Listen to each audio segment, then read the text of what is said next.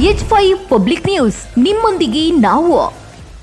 ಸಾಮಾಜಿಕ ಜವಾಬ್ದಾರಿಯೊಂದಿಗೆ ಕಾರ್ಯನಿರ್ವಹಿಸುವ ಪತ್ರಕರ್ತರು ಸಮಾಜದಲ್ಲಿ ಉತ್ತಮ ಮೌಲ್ಯಗಳನ್ನು ಬೆಳೆಸುವ ಜೊತೆಗೆ ಸಾಮಾಜಿಕ ಮೌಲ್ಯಗಳನ್ನು ಕಾಪಾಡುವಲ್ಲಿ ಪ್ರಮುಖ ಪಾತ್ರ ವಹಿಸುತ್ತಾರೆ ಎಂದು ಕರ್ನಾಟಕ ಪ್ರೆಸ್ ಕ್ಲಬ್ನ ಸಂಘಟನಾ ಕಾರ್ಯದರ್ಶಿ ಡಾಕ್ಟರ್ ನಂದ ಪೂಜಾರಿ ಹೇಳಿದರು.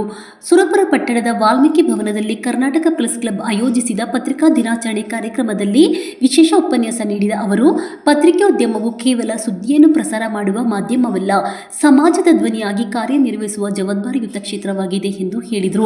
ಪತ್ರಕರ್ತರು ನಿಷ್ಪಕ್ಷಪಾತತೆ, ಪ್ರಾಮಾಣಿಕತೆ ಹಾಗೂ ಸಮಾಜಮುಖಿ ದೃಷ್ಟಿಕೋನದೊಂದಿಗೆ ಜನರಲ್ಲಿ ಜಾಗೃತಿ ಮೂಡಿಸಿ ಸತ್ಯ ಮತ್ತು ನ್ಯಾಯದ ಪರವಾಗಿ ನಿಲ್ಲುವ ಮೂಲಕ ಸಮಾಜದ ಅಭಿವೃದ್ಧಿಗೆ ಕೊಡುಗೆ ನೀಡಬೇಕು ಎಂದು ಕರೆ ನೀಡಿದರು. ಕಾರ್ಯಕ್ರಮದಲ್ಲಿ ರುಕ್ಮಾಪುರ ಸಂಸ್ಥಾನ ಹಿರೇಮಠದ ಗುರು ಶಾಂತಮೂರ್ತಿ, ಶಿವಾಚಾರ್ಯ ಮಹಾಸ್ವಾಮಿಗಳು, ಕರ್ನಾಟಕ ಪ್ರೆಸ್ ಕ್ಲಬ್ನ ರಾಜ್ಯ ಗೌರವಾಧ್ಯಕ್ಷ ದಯಾನಂದ ಎಂ ಸೇರಿದಂತೆ ಹಲವು ಗಣ್ಯರು ಭಾಗವಹಿಸಿದರು. ಕರ್ನಾಟಕ ಪ್ರೆಸ್ ಕ್ಲಬ್ನ ರಾಜ್ಯ ಗೌರವಾಧ್ಯಕ್ಷ ದಯಾನಂದ ಎಂ ಮಾತನಾಡಿ, ರಾಜ್ಯದಲ್ಲಿ ಸಮಾಜಮುಖಿ ಕಾರ್ಯಕ್ರಮಗಳ ಮೂಲಕ ಪ್ರೆಸ್ ಕ್ಲಬ್ ಉತ್ತಮ ಸೇವೆ ಸಲ್ಲಿಸಿದ್ದು, ಈ ಭಾಗದಲ್ಲಿ ಮೊದಲ ಬಾರಿಗೆ ಇಂತಹ ಸಕ್ರಿಯ ಕಾರ್ಯಕ್ರಮಗಳು ನಡೆಯುತ್ತಿರುವುದು ಶ್ಲಾಘನೀಯ ಎಂದರು.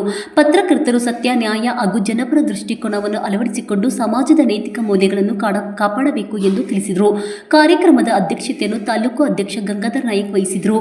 ಮುಖ್ಯ ಅತಿಥಿಗಳಾಗಿ ರಾಜ್ಯ ಉಪಾಧ್ಯಕ್ಷ ಅಲಗಿ ಸುರೇಶ್, ಉತ್ತರ ಕರ್ನಾಟಕ ವಿಭಾಗಾಧ್ಯಕ್ಷ ಮಹೇಶ್ ಕುಂಬಾರ, ಜಿಲ್ಲಾ ಪ್ರಧಾನ ಕಾರ್ಯದರ್ಶಿ ಸಿದ್ದರಾಮಯ್ಯ ಸೇರಿದಂತೆ ಕರ್ನಾಟಕ ಪ್ರೆಸ್ ಕ್ಲಬ್ನ ಪದಾಧಿಕಾರಿಗಳು, ಸದಸ್ಯರು, ಅಧಿಕಾರಿಗಳು ಹಾಗೂ ಗಣ್ಯರು ಭಾಗವಹಿಸಿದರು.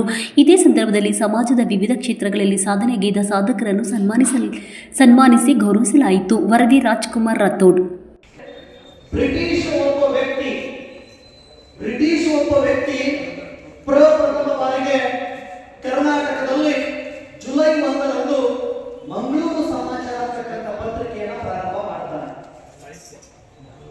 ಜುಲೈ 1 ಏನಿದೆ ಅಲ್ಲ, ಅದು ಇಡೀ ಜುಲೈ ತಿಂಗಳು ಕರ್ನಾಟಕದ ನಮ್ಮ ಎಲ್ಲ ಮಾಧ್ಯಮದವರಿಗೂ ಕೂಡ ಪತ್ರಿಕಾ ದಿನಾಚರಣೆಯ ಒಂದು ಹಬ್ಬದ ತಿಂಗಳು ಅಂತ ಹೇಳಿ ನಾವು ಭಾವಿಸಿಕೊಳ್ತೇವೆ. ಹೀಗೆ 1843ರಿಂದ ಪ್ರಾರಂಭವಾಗಿರ್ತಕ್ಕಂಥ ಮಂಗಳೂರು ಸಮಾಚಾರ ಒಂದು ವರ್ಷ ಮಾತ್ರ ಕೆಲವೇ ದಿನಗಳು ಸಂವಿಧಾನದ ಒಂದು ಆರ್ಟಿಕಲ್ ಆಗಿ ಅವೆಲ್ಲ ಬಿಟ್ಟು ಹೋಗಿದಾಗ ತಮಗೆ ಅದು ಎಲ್ಲ ಅಧಿಕಾರ ಟಿವಿ ಬಿಡುವ ಒಂದು ಅಧಿಕಾರ ಆ ಪ್ರೆಸ್ಗಿದೆ. ತಾವು ಉತ್ತಮ ಒಂದು ಸಮಾಜಕ್ಕಾಗಿ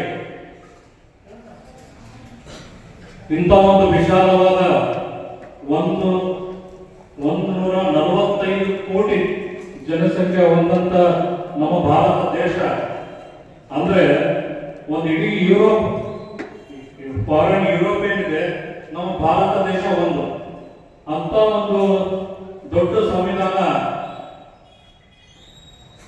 ಒಂದು ಸೆಕ್ಯುಲರ್ ಕಂಟ್ರಿ ಆಗಲಿ